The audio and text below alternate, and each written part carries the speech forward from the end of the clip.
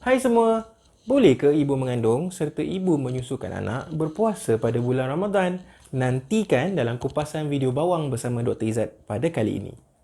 Ibu-ibu yang memang aktif kat rumah kan, so korang kena tu dalam waktu pagi lebih kurang 3 hingga 4 jam untuk buka tengah-tengah hari pagi hari. So, hari ini kita nak cerita apa yang berlaku pada cigarette atau instant coffee dalam minum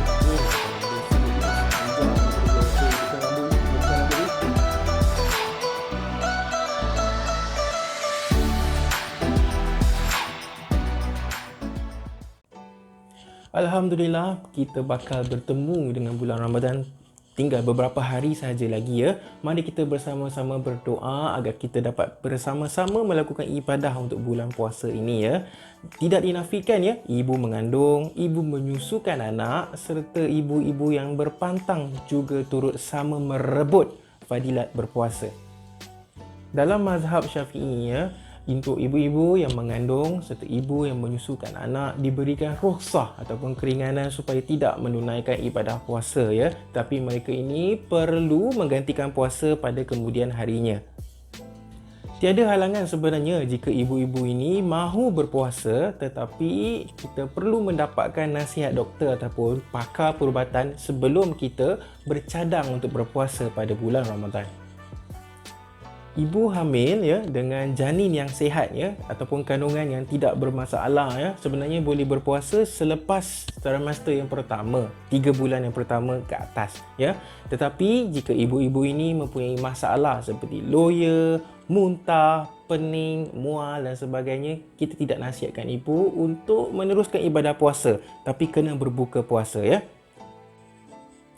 Ibu-ibu yang dibenarkan berpuasa ya ataupun ibu-ibu yang sihat ini boleh meneruskan ibadah puasa, tetapi jika berlakunya simptom-simptom yang saya cakap tadi ya seperti mual, muntah, rasa nak pitam dan sebagainya, terus berbuka puasa. Tidak ada kompromi. Jangan kata nak tunggu setengah jam lah, dah pukul 5 petang nak berbuka lah, tak ada. Terus berbuka puasa. Dan jika 28 minggu ke atas ya, jika ibu ini mempunyai masalah bayi kurang gerak ketika berpuasa, buka puasa segera dan segeralah ke hospital supaya doktor dapat memeriksa kandungan anda. Kita nak buat CTG, kita nak buat pemeriksaan scan, nak tengok baby okey ke tak. Sungguh pun begitu, ada beberapa kumpulan ibu-ibu yang mengandung ni dan juga ibu yang menyusukan anak ni yang tidak dinasihatkan langsung untuk berpuasa. Yang pertama adalah ibu pada first trimester. Maksudnya 3 bulan yang pertama tu, ibu kan ada loya-loya, muntah-muntah dan teruk tu, jadi kita tak nasihatkan ibu untuk berpuasa langsung. Yang kedua adalah ibu yang mempunyai risiko untuk mendapat darah beku kat kaki. Kita namakan dia sebagai venous thromboembolism, di mana jika ibu itu diklasifikasikan sebagai mereka yang mempunyai risiko sederhana ataupun tinggi, tidak langsung dinasihatkan untuk berpuasa. Kumpulan yang ketiga adalah ibu yang mempunyai loya-loya, muntah-muntah, demam dan tidak sihat, pun tak dinasihatkan untuk berpuasa. Seterusnya adalah ibu yang mempunyai masalah kesihatan seperti anemia, penyakit jantung, penyakit autoimun, penyakit buah pinggang dan masalah-masalah kesihatan lain turut tidak digalakkan untuk berpuasa.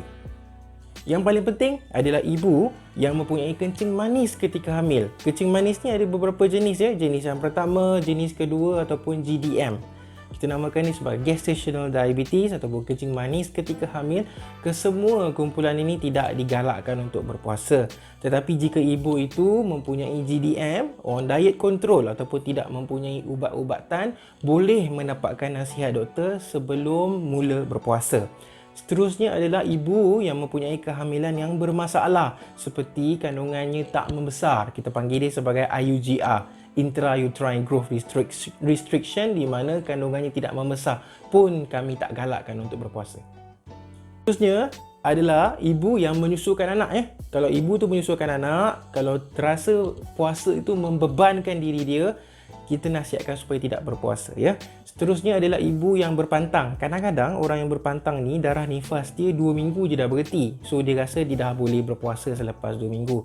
perlu dinasihatkan kepada ibu-ibu di luar sana, walaupun kita berpantang, darah nifas dah berhenti, kepekatan darah masih lagi tinggi 6 minggu selepas bersalin.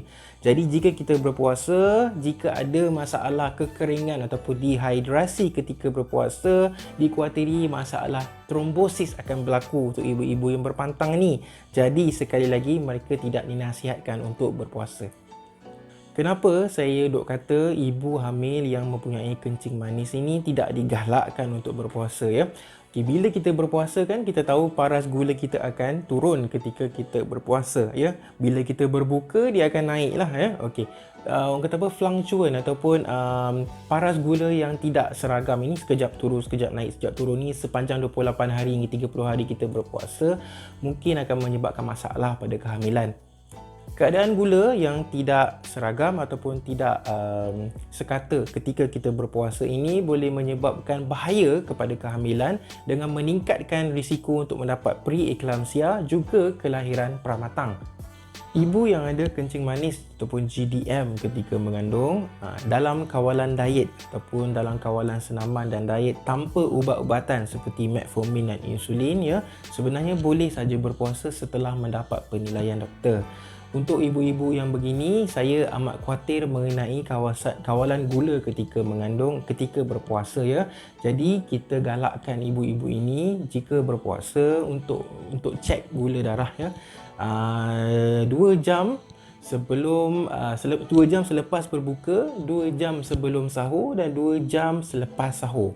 Jika bacaan gula ini lebih daripada 6.7, anda perlu berjumpa dengan doktor untuk menilai sama ada perlu ke tak untuk start metformin.